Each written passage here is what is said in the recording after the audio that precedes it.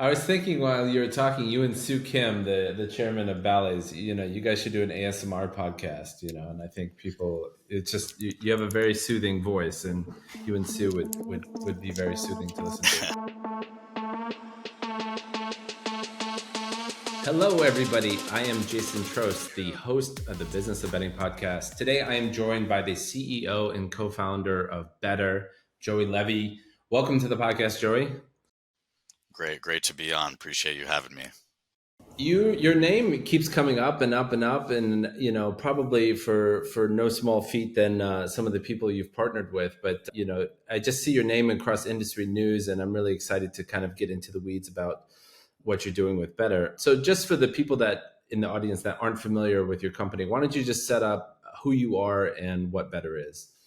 Sure. Yeah. So my quick background is I got involved in the broader sports gaming category about a decade ago when I started my first business, which was a daily fantasy sports platform that I started as a undergraduate student while I was attending university. And the origin story around that business was I started school around like 2013 and formally started this business in 2014, and that was around the time that FanDuel and DraftKings were becoming increasingly more popular and visible due to their marketing efforts in the United States around daily fantasy sports, which, at the time was a relatively nascent product experience and industry. And, I grew up loving season long fantasy. And when I was introduced to FanDuel and DraftKings and saw the marketing and a lot of my friends and family members were using it, I started engaging with these products, and I thought DFS was like the best idea ever. It just made my favorite hobby significantly more engaging than it previously was. But I also felt like the product experiences were pretty overwhelming and intimidating for somebody who had never done it before. It just overall was like a little bit clunky and complicated, and I felt like there was an opportunity to build like a casual fan oriented daily fantasy sports experience that would cater less to the hardcore fantasy user and more to the casual sports fan who just wanted to casually enhance their consumption of sports.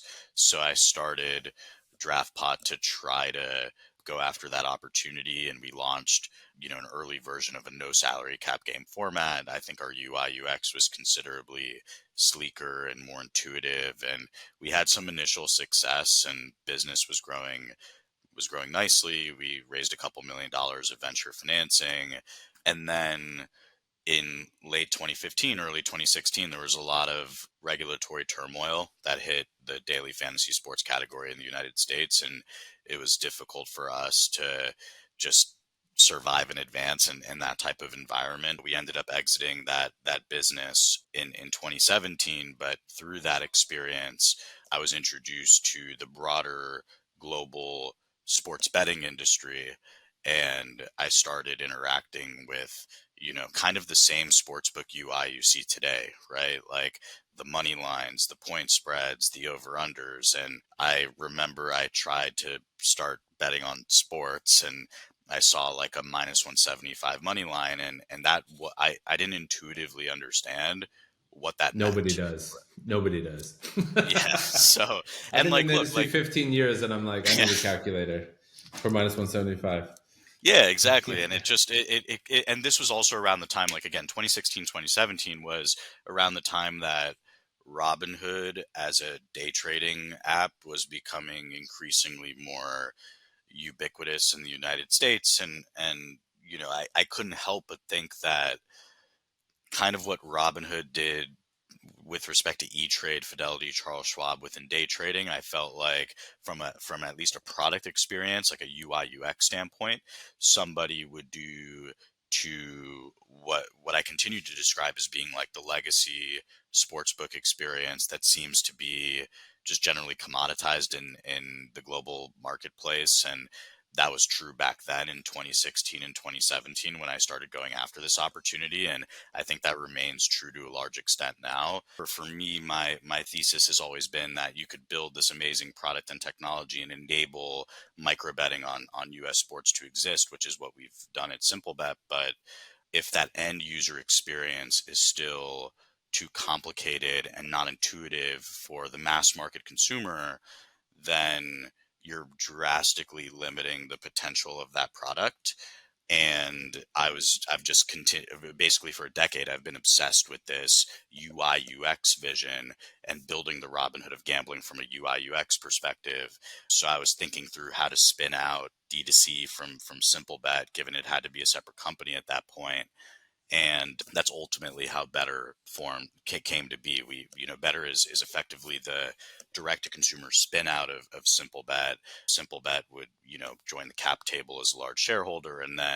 But my co-founder on the business, I brought in Jake Paul, who I met around the time I was contemplating the spin out, and realized that, I bring this product vision and Jake brings a really unfair advantage on the brand awareness, brand affinity, and distribution side to help us sort of hack customer acquisition, which is the biggest expense as a D2C operator in many cases, depending upon your strategy, but in most cases it is. So I realize I've been talking for like 10 minutes, so I'll stop there, but I that's know sort of you how I you have got a involved great in this voice. category.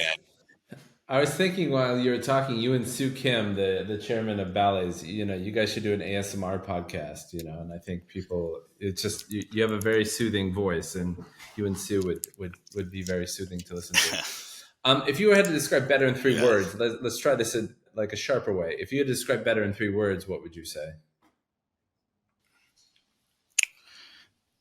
Gaming and media company. Okay, okay. I think that's Okay, that's broad. 4 words, but the and is The and doesn't count. I've used Betr a little bit. When I first signed up, there's some, you have like wampum points or something. You have like virtual currency. Going back to your like Robin Hoodie, E-Tradie, sports books are kind of lame and old school. Like I see Betr, and this is my outside perspective. I'm curious to get your thoughts, but my outside perspective is like it feels like kind of a different type of. It's like a different kind of game. Like you're just trying to gamify a real money gamification of like an in-play second screen experience. I don't feel either in your branding or the product that I used anyway. Maybe you have different aspects. I don't feel like Robin Hood. I feel more like Candy Crush. Like it's more of a like a social like a lightweight game around it in play. Do you think that's a fair characterization or unfair? no, I think it's fair to some extent, and I'm actually pretty glad that you're describing it that way and it resonates with you that way, because when I say Robin Hood of gambling, I say that more in the context of they made buying and selling stocks simple and intuitive for people who've never done it before, right? Like E-Trade was well before Robinhood, but it was too complicated for somebody who wasn't like an avid day trader. That's kind of my thesis with respect to product experience in this category, which is, if you've been betting with, your bookie, offshore books, flying to Las Vegas, going to the Venetian Sportsbook, if you've been doing that for the past few decades, you know what a money line and a point spread and an over under is. Like this feels second nature to you. And, by the way, one of our challenges will be that FanDuel and DraftKings, who, are focused on this legacy sportsbook experience right now, they're spending billions of dollars to make that commoditized sportsbook experience increasingly more ubiquitous in the American market, right? Like, they I think it's they're profitably growing to some extent now, but it required a lot of capital up front to like make that more ubiquitous. But there's still a large incremental TAM opportunity. I think you have FanDuel and DraftKings. I still don't think they've surpassed 4 million MAUs, but they're in front of 95 million gambling age sports fans. They'll be in front of closer to 200 at maturity. So I still think there's that incremental TAM opportunity. When you bring up Candy Crush and just it's a game, like that type of product experience is indeed more intuitive to a mass market consumer than if you were to show somebody who's never been on sports before the DraftKings Sportsbook, right? So I resonate with that analysis, and I welcome it. Great. So what's your vision with Better then? I mean, like, we're riffing off this sort of Robin Hoodification of an old school industry, but like I would say the traditional model of sports betting, at least in the UK, and I don't think it's so much true in the US, but in the UK it's always been, I mean, they make money in their sports books, but a lot of big companies use sports betting as sort of lead gen for casino. And iGaming isn't that widespread in the US, so that model is not available to people. But do you view this kind of like gamification as like lead gen to like a vanilla sports book as well, or do you want that to be the main show, or what's sort of your vision with the product? Yeah, I don't think, first off, we're evaluating iGaming and, a variety of verticals. Right now we have two verticals. We have Better Fantasy, which is our Better Picks product, and we have Better Sportsbook, which, you've used a free to play version of it. We decided to put a free to play version of it live in 48 states so that people across the country can sort of get an interactive tutorial for what this differentiated product experience looks and feels like, while also using it as a tool to register and onboard people. For example, we, announced Better, the company, and launched the media brand on August 8th of 2022. We released the app 4 weeks later on September 1st. We didn't have and then the real money gaming experience, you got to go state by state, as you know. So at least on the sportsbook side. So we launched Ohio on January 1. We launched Massachusetts in May. We didn't, and Better Picks, being our first, broader nationwide real money gaming experience, didn't go live until July 31st of this year. So the free to play app has enabled us to register and onboard people in lieu of, not having like Better Picks live until just a couple weeks ago, for example. So we have fantasy, we have sportsbook right now. I We will continue to evaluate other gaming verticals, but we are predominantly focused on ensuring that we can create standalone, compelling product experiences within sportsbook and within fantasy. And we think there's a really big opportunity to do that. Our strategy is not to launch the same commoditized sportsbook and hack customer acquisition and then use that, strategy to funnel into casino. Like, that's not our strategy. Can we monetize in the future with casino? Maybe. Right. I think and that in and of itself, like within iGaming, I think there's opportunities to innovate on product too. But this is a product innovation focused business, focused on, like, from a mission statement standpoint, we're out to try to enhance the way the mass market sports fan consumes sports. That's what we're trying to do. And we think that there's a financial opportunity going after that. And we're already seeing it with fantasy and sportsbook. And what you see now, it shows the vision a little bit from a product standpoint, but we're nowhere near where we want to be or need to be from a product standpoint. But I think we've done a good job of laying the foundations of the business, given we launched this thing. The entire company was launched a year and a week ago. And are you comfortable sharing any customer numbers or revenue numbers of the last year? On the fantasy side, which will, fantasy will drive the majority of our revenue, I would say, for the next year or so, just given the geographic reach that we have with fantasy. Under that skill-based designation, you're just able to turn on that product in more jurisdictions. The revenue numbers for OSB are public, so, you could just go and check those out. And to be clear, we haven't turned on the paid UA and retention engine for the OSB product yet.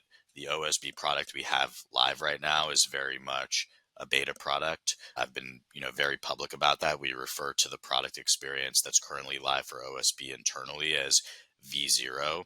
5 months after we launched the OSB beta product in Ohio, we acquired the Chameleon platform from Fans Unite, which will be the foundations of V1 of the Better Sportsbook. And the reason why we did things this way is, and you've probably seen this many times being in the industry for 15 years, many times if you have a D2C brand and you already have an audience, it's better to get to market quickly with a B2B platform that you don't fully control, but you get to market quickly with a B2B platform. But I think the mistake that many people made soon after PASPA was repealed was they assumed that sportsbook is this commoditized thing. So you stay with the B2B commoditized platform for too long. And by the way, the same platform everybody else is using in many cases, you stay with that for too long and you're trying to win off of like customer acquisition and bonusing strategy or some sort of like market access advantage. But we wanted to launch quickly to start registering and onboarding and familiarizing our audience with this differentiated product experience. But we had a plan nearly right away to get our own product and technology, learn from that beta launch, and then launch V1 of the Betr Sportsbook, which will still feature that, you know, trademark simple and intuitive UI UX. Will still have a strong focus on micro betting, but will also have our takes on the money lines, the point spreads, the over unders, futures, parlays, same game parlays, so that we'll have product parity with the other operators to a large extent. So I say all of that to say the market share, we're not playing the market share game at all for OSB right now, but for strategic reasons we wanted to get our OSB business live in multiple jurisdictions while establishing our leadership position in responsible gaming too. We're the only operator to voluntarily and proactively ban credit cards as a method of depositing. We restrict the amount young consumers 21 to 25 years old are able to deposit on a monthly basis. We 21 plus both for OSB and for fantasy, which is also a first in this market. So we wanted to do all of that, and then exhibit a little bit more commercialism over time with the launch of better picks in 24 jurisdictions, and then and while in parallel really building out the real sportsbook experience that'll go live in the first half of 2024. And then we'll feel a little bit more comfortable going after market share more aggressively than we have right now. But there's been effectively no paid UA, no paid retention on the OSB business so far, and that's reflected in that's as a result of the strategy of not really going after market share for OSB at this time. It's cool. You don't have to apologize. I mean, we've taken a similar approach in the U.S. It's been such a it takes such a long time to get product market fit that it's usually a smart thing. You want to make sure that you've nailed that before you go and spend money on that, and especially if you have a sort of another profitable business model that works for you. It definitely can make sense to tweak things. So I'm curious about the Fans Unite. As far as I understand, it was a source. The source code deal, and we're a B2C company. We naively or presciently, am I saying that right? Presciently, by accident, for my vocabulary today is soft. But either naively or on purpose, built everything ourselves.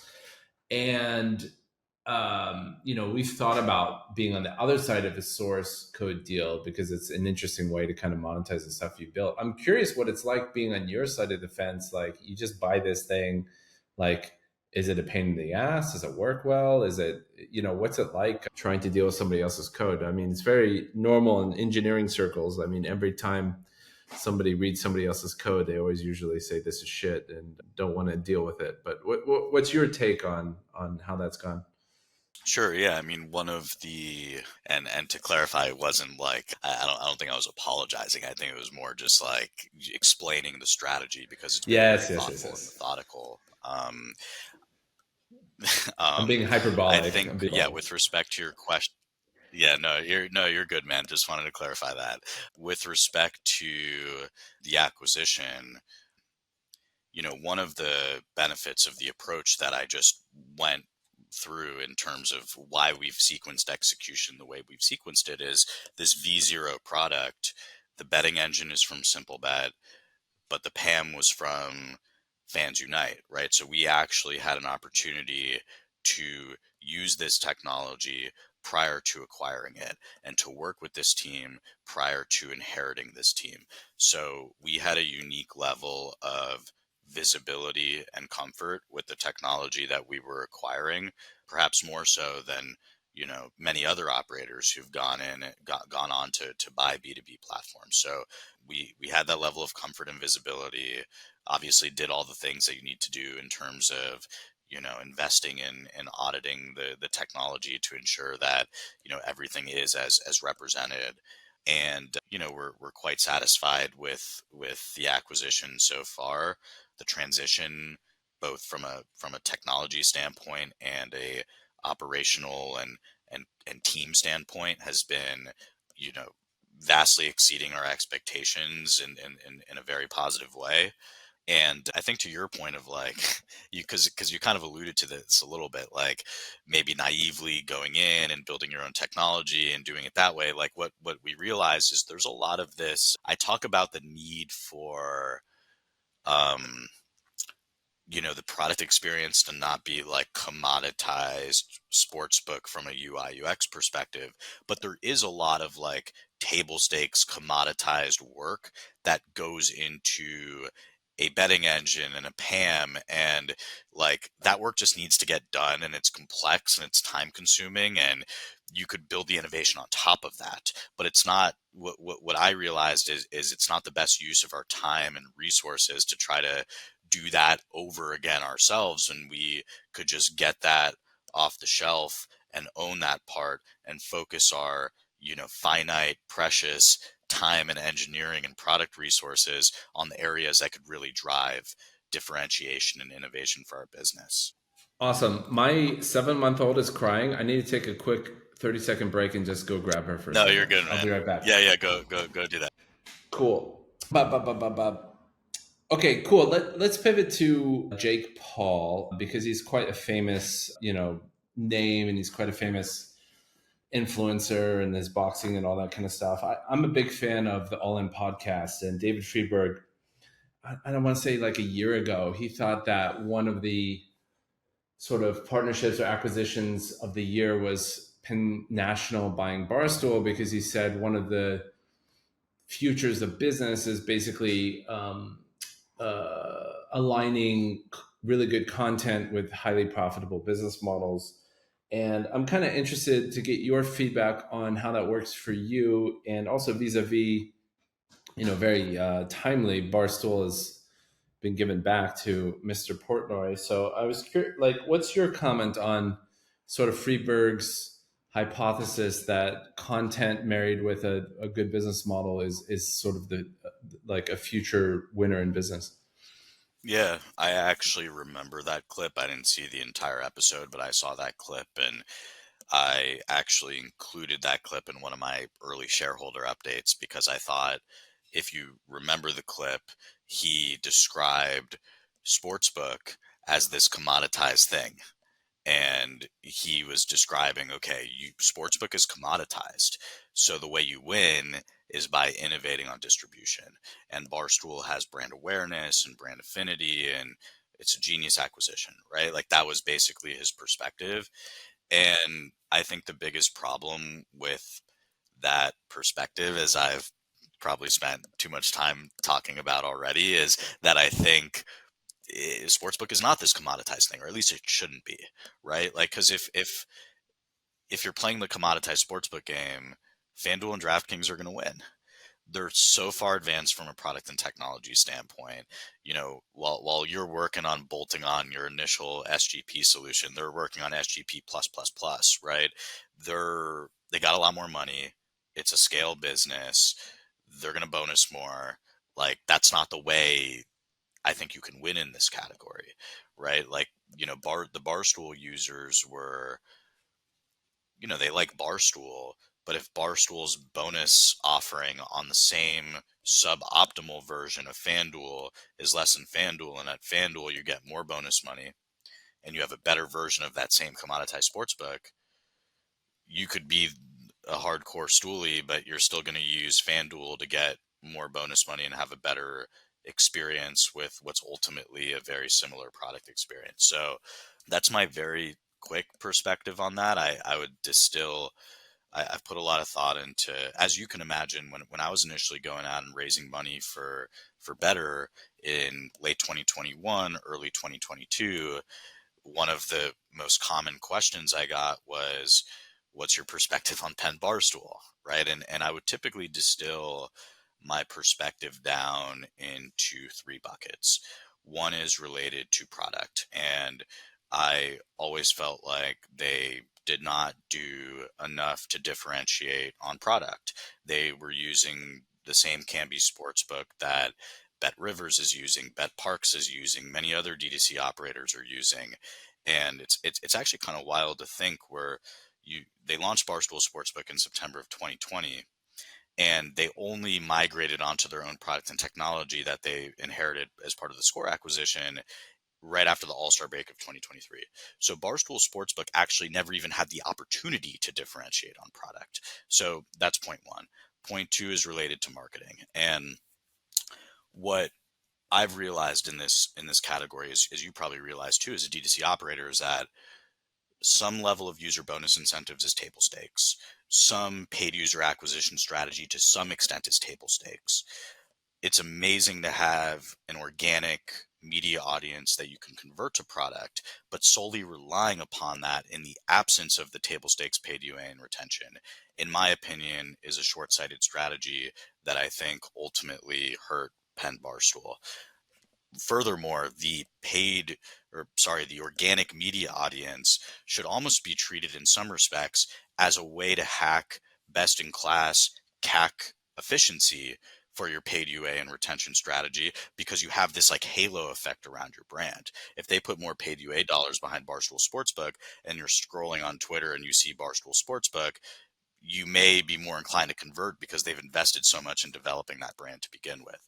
Furthermore, content could arguably be an even more effective retention tool than an acquisition tool. So I don't know if there was enough of a strategy around paid UA and retention. And then the third bucket is operationally and culturally. And this is where I think actually Penn is worse off than they were before, because with Barstool, they acquired Barstool Sports. They own that company. Now, with that said, you had Penn Interactive working in one place, doing their own thing, also exhibiting a lack of control over their own product because they were, beholden to Canby. And then in New York, you have the content creators, the media company, and it never seemed like it was a cohesive, united front from a product development and distribution standpoint. Whereas if you want to juxtapose that with what we're doing at Betr, for example, if you're a US based full-time employee, you are required to relocate to Miami. We have a 20,000 square foot warehouse that we work out of. We have media on one side, we have gaming on the other side. When we have product development meetings, we have content creators and media people in those meetings. When we have meetings related to how do we most efficiently convert audience to product, we have product people in those meetings. It's one team, it's one culture, it's highly collaborative and integrated. And I think you need that to ensure you extract the maximum level of value from both sides of the house. So saying what you just said there, just I mean, I'm going to put words into your mouth, but let's debate it a little bit. What do you think is going to happen with the ESPN deal? Do you think Penn's going to screw that up if they don't really have the right playbook for doing content? I think it's going to be really challenging to get the type of ROI they're looking for. I mean, I like off of a $2 billion investment into a brand licensing deal. I would be totally naive to say that ESPN Bet is not going to be a formidable competitor to some extent. I mean, ESPN as a brand is synonymous with sports in America. All I'm saying is that there are going to be real operational challenges, and there's a lot of open questions. For example, on the product side, we're assuming that the platform, or the product rather, that they released 4 weeks ago via the Score acquisition, that's I think it's probably safe to assume that that's going to be the foundations of ESPN Bet. That does not seem to be a highly differentiated product experience within this world of legacy sportsbook.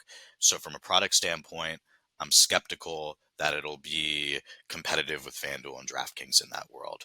From a marketing standpoint, I think Penn has publicly said that they, over the past year or so, that they would put more investment into paid UA and retention, but I'm assuming a $2 billion commitment to ESPN probably modifies that calculus a little bit. So I don't know if they're going to be sufficiently aggressive on that front. And then on the third piece, like I kind of alluded to a couple minutes ago, like operationally and culturally, this is going to be even more challenging because Penn doesn't own ESPN. I mean, ESPN is still going to advertise other sports books. Their talent are, Pat McAfee, Stephen A. Smith. Do they get direct financial ownership of Penn? Like, what's their incentive to promote ESPN Bet or to tweet about ESPN Bet? The many of the people that work for ESPN, they're journalists. They're not content creators, right? So there's a lot of and the incentives are a little bit out of whack to some extent, right? Like you have, they talk about the $500 million in warrants. I think that represents 0.3% of Disney's market cap. Like everybody on my senior leadership team owns more of Betr than Disney can potentially own of Penn, for context. So those are just some of the open questions and challenges. I don't want to, I'm not sitting here saying they're going to fail, right? Like, and nor am I necessarily rooting for them to, like, these are smart. Penn, Barstool, ESPN, they've accomplished a hell of a lot more than Betr has, right? I'm just saying these are some of the open questions and challenges I think they may face. Yeah, I guess I don't want to throw rocks on the cheap seats either, but like I had a bet with somebody internally. He thinks the ESPN deal is going to be great for Penn. I kind of take the under in that bet. I just think just slapping an ESPN logo on the Canby platform isn't going to be that compelling.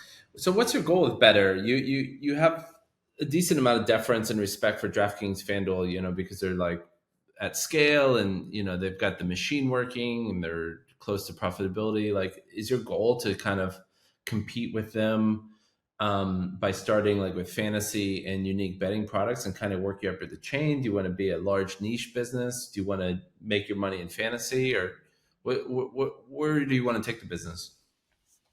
Yeah, at a super high level, we're going for, a very large IPO. We want to build a $10 billion plus publicly traded company. We think we're right in terms of our product vision being rooted in really two core things. One is ensuring all of the UI UX with any product we design, whether it's fantasy, whether it's sportsbook, whether it's potentially casino, whatever it may be, is simple and intuitive enough for anybody who's never been on sports before to be able to intuitively interact with it and be entertained and engaged when they're interacting with it. Going back to sort of your Candy Crush analogy, like that resonates well with what we're trying to accomplish. And then the second piece of the product vision being an emphasis on micro betting and instant gratification betting, which is a uniquely strong product for the US sports fan because of the cadence and composition of US sports being very stop and start, moment to moment, a lot of scoring and a lot of speculation over players and what they'll do next. On the distribution side, to get back to some of your earlier comments, I do think that marketing and customer acquisition is moving more to a creator led model. Consumers trust creators nowadays just as much, if not more so, than brands themselves. So I think we're right on the media side. Original and short form video built for TikTok, but something that could scale nicely to other platforms. You're seeing that as becoming the future of content consumption, with Instagram demonstrating that through their IG Reels product, with Twitter coming out and wanting to be more video focused and creator led. So my point is, I think across both product and distribution, we are right. And I think being right in this category, as you know, that's a very big company 10 years from now, right? My job is I just gotta survive and advance and methodically sequence execution to get to that North Star. And I think we've been doing a good job of that so far. Well, I hope you survive. Like I've said to a lot of the startups on this podcast, I hope you succeed, because there's like, in sports betting, there's just not enough new blood, and it's becoming true in the U.S. and it's definitely been true the last 20 years in the U.K., where it's just the barriers to entry. It's not a normal startup. You need legal, you need real money, you need licenses. A lot of people don't want to invest in the space, so it's really tough to get going as a startup entrepreneur. And I wish you the best, and the industry frankly needs it. It needs more new thinking and new approaches, and we need less of Ladbrokes and William Hill and Bet365, and more betters and sport trades and profits and other people trying to do things that are new and interesting. Before I let you go, what do you want to be when you grow up? I mean, I've, I don't know. I mean, I haven't gotten that question since I was a kid. I mean, I like what I'm doing now a lot, and I've kind of become obsessed with just winning in this category. That's really what I want to do. I'm a young entrepreneur. I turned 28 a few months ago, but I've been doing this almost for a decade now, and I've effectively been working towards solving the same problem or a very similar problem. And I just want to win. It's not even totally about money anymore. I think it's more about just winning in this category. Great. Well, thanks very much for stopping by the pod, and I wish you the best of luck. I appreciate it, man. Thanks for having me.